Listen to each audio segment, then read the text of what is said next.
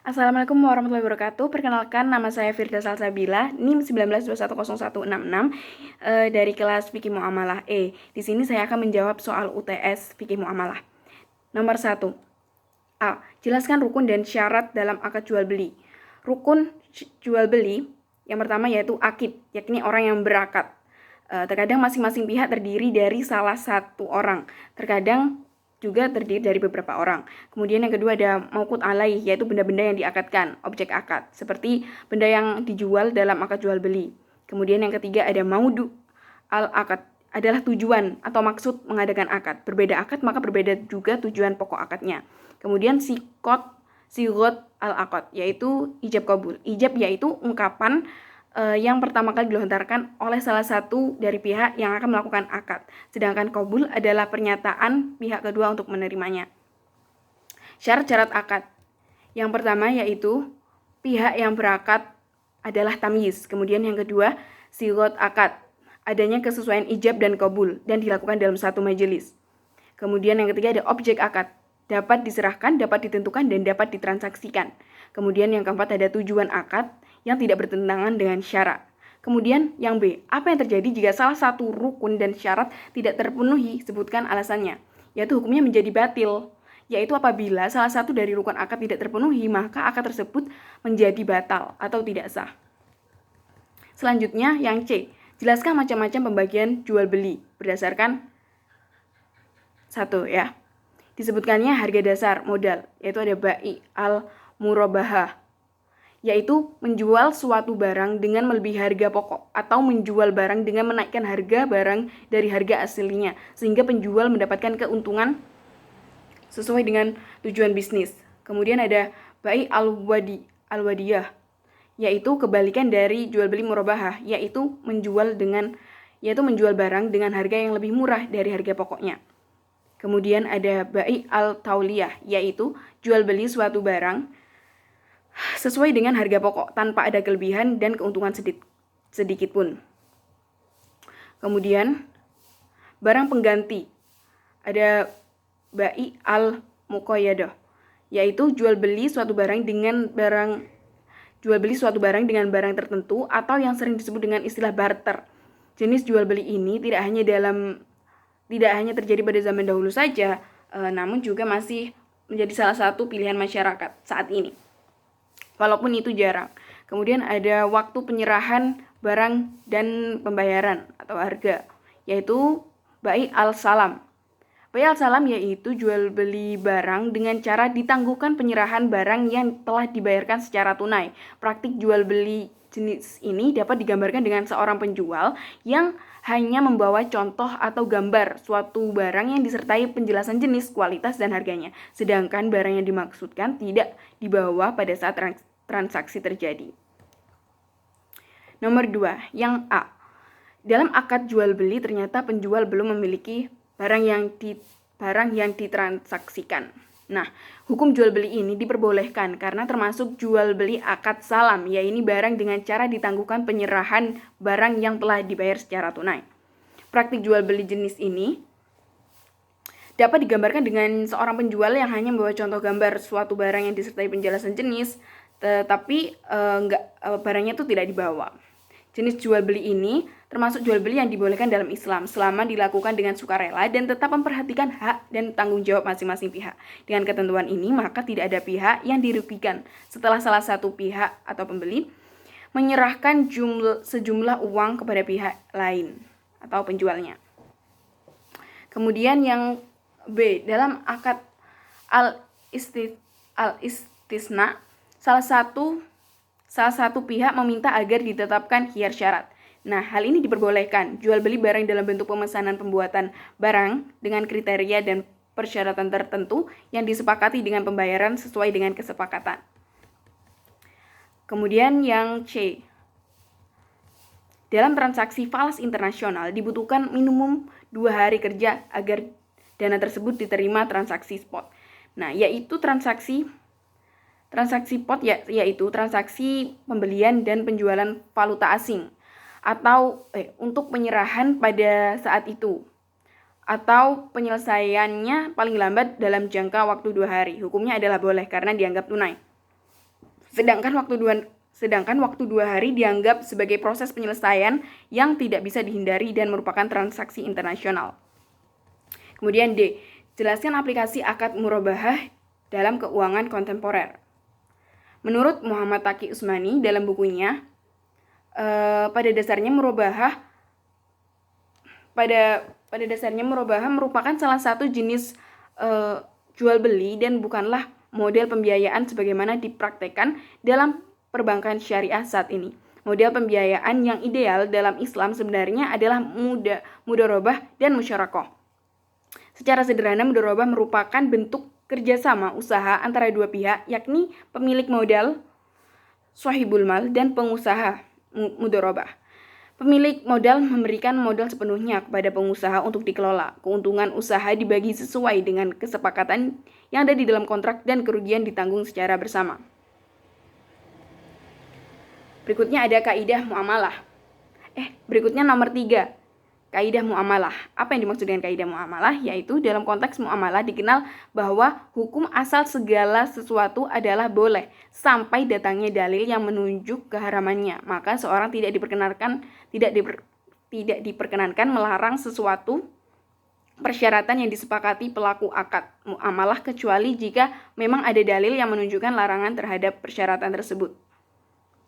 Kemudian yang B, prinsip-prinsip syariah. Yang pertama ada mudharabah, yaitu akad kerjasama antara pemilik modal dan pengelola dana, kemudian pembagian keuntungannya menurut kesepakatan di awal. Kemudian ada musyarakah, yaitu akad kerjasama antara 2 orang atau lebih pemilik modal untuk mendirikan usaha dan mengelolanya bersama-sama. Kemudian ada wadiyah, yaitu akad jual beli yang melibatkan bank dengan nasabah yang disepakati kedua belah pihak. Dan yang terakhir ada salam, transaksi jual beli barang tertentu antara penjual dan pembeli dengan harga terdiri atas harga pokok barang dan keuntungannya telah disepakati bersama. Yang C, larangan akad muamalah maliyah. Yang pertama ada tadlis atau penipuan. Transaksi syariah sangat mengutamakan kejujuran, maka hukumnya dilarang menipu. Kemudian ada gharar, yaitu ketidakpastian transaksi. Nah, transaksi jual beli harus memenuhi ketentuan-ketentuan seperti harga, kualitas, kuantitas, dan waktu penyerahan. Kemudian yang ketiga ada riba, yaitu tambahan harta pokok atau modal secara batil. Yang ketiga ada maisir atau judi, yaitu permainan yang membuat salah satu pihak rugi dan yang satu untung. Kemudian yang kelima ada ihtikar, yaitu upaya produsen menciptakan kelangkaan barang supaya naik harganya dengan memanipulasi barang dan menimbunnya. Berikutnya, nomor 4. Yang A. Jelaskan apa yang dimaksud dengan khiyar.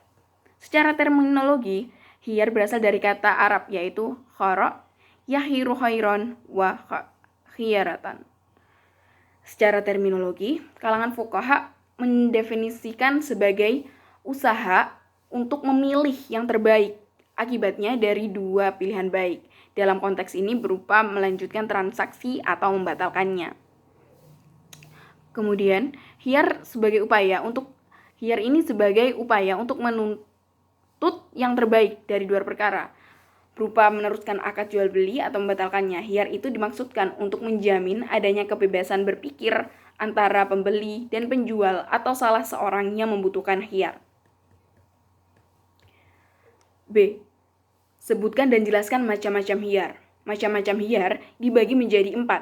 Yang pertama ada khiyar majelis. Apa itu khiyar majelis? Khiyar majelis yaitu kebebasan khiyar dalam memilih khiyar atau kebebasan memilih atau membatalkan transaksi antara penjual dan pembeli selama masih dalam satu majelis. Kemudian yang kedua ada khiyar syarat, yaitu kebebasan penjual dan pembeli untuk melanjutkan atau membatalkan jual belinya dalam waktu tertentu. Jadi ada batas waktunya. Kemudian yang ketiga ada khiyar aib, yaitu pembeli boleh mengembalikan barang yang ada cacat yang diketahui setelah akad. Jadi pembeli itu berhak melanjutkan jual belinya atau membatalkannya, jadi boleh dikembalikan karena adanya cacat tadi. Kemudian ada khiyar ru'yah, yaitu hiyar yang dilakukan ketika si pembeli belum melihat barangnya. Jadi pembeli boleh memilih melanjutkan atau membatalkan pembeliannya barang yang masih belum dia lihat gitu. Kemudian yang keempat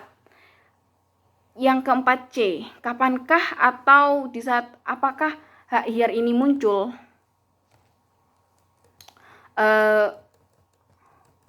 Dan apakah boleh jika persyaratan untuk menghilangkan? Dan apakah boleh jika dipersyaratkan untuk menghilangkan hiyar? Jadi seperti ini.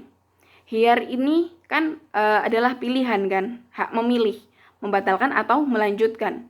Jadi secara otomatis ada saat proses transaksi itu mau dilakukan, mau dilanjut atau mau dibatalkan.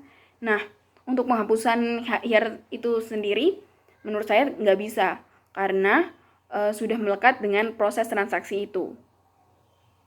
Nah, adanya hiyar ini adalah sebagai solusi agar kita terhindar dari penyesalan dalam membeli sebuah barang. Nah, hiyar membuat akad jual beli berlangsung menurut prinsip Islam, yaitu suka sama suka. Hikmah dari hiyar adalah untuk kemaslahatan bagi pihak-pihak yang melakukan akad jual beli, memelihara dan menjalin hubungan baik antara sesama manusia. Nah, ada kalanya kan ya kita terlanjur membeli barang, dan jika nggak ada hak hiyar, maka itu akan menimbulkan penyesalan pada salah satu pihak, seperti dendam gitu. Nah, oleh karena itu syariat Islam bertujuan melindungi sesama manusia dari keburukan itu. Maka ditetapkanlah adanya hiyar atau hak pilih dalam rangka memelihara keselamatan, kerukunan, dan keharmonisan dalam hubungan antar sesama manusia. Berikutnya yang 4D. Jelaskan penerapan hiyar dalam jual beli online. Saya memberi contoh penerapan hiyar pada transaksi jual beli online di Zalora misalnya. Nah, di Zalora ini pembeli menghubungi customer service untuk mengonfirmasi pengembalian barang dan kemudian mengisi formulir penukaran dan pengembalian yang disertakan pada produk tersebut. Produk tersebut harus dikembalikan dalam jangka waktu garansi 7 hari kalau di Zalora. Nah, waktu garansi terhitung sejak saat pembeli menerima pesanan. Uang akan dikembalikan dalam waktu 1 hari kerja jika menggunakan kredit card, rekening BCA, Mandiri, atau BRI, dan jika menggunakan rekening bank yang lainnya, paling lambat 3 hari kerja, terhitung sejak barang diterima kembali. Tapi ada syarat dan ketentuan yang berlaku. Kemudian yang kelima, nomor 5 yang A. Ijarah adalah akad pemindahan hak guna, manfaat atas suatu barang atau jasa dalam waktu tertentu melalui pembayaran sewa atau upah tanpa diikuti dengan pemindahan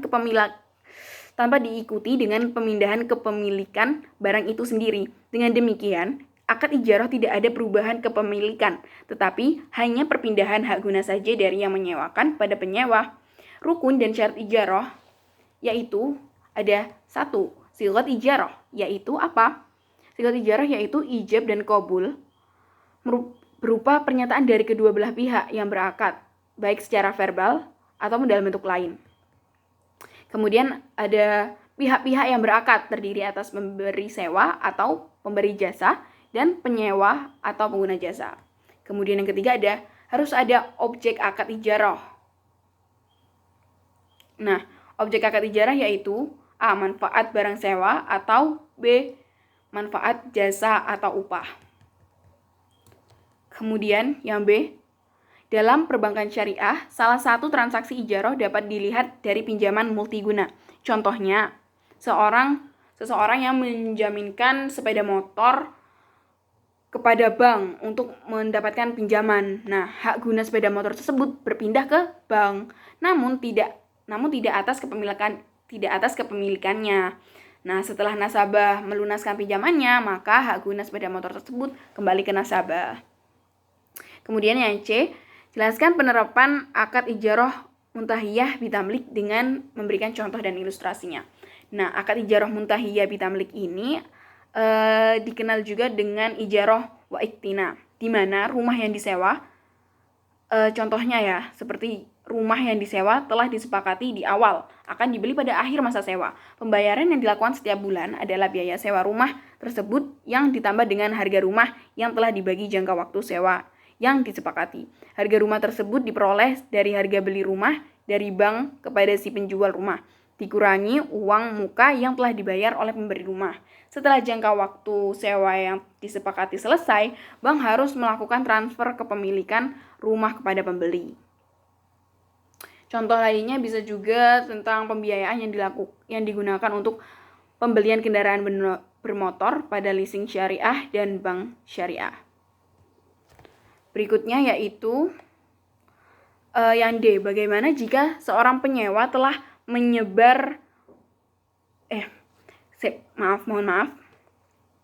Bagaimana jika seorang penyewa telah membayar uang sewa tempat selama 1 tahun, tetapi setelah 2 bulan ternyata sudah berhenti? Apakah dia bisa mendapatkan sisa uangnya kembali? Nah, kalau menurut saya, hal ini harus sesuai dengan ketentuan yang ada di awal perjanjian. Jadi tergantung bagaimana penyewa tersebut memutuskannya. Terima kasih, mungkin itu saja dari saya. Mohon maaf apabila ada salah kata. Sekian, wassalamualaikum warahmatullahi wabarakatuh.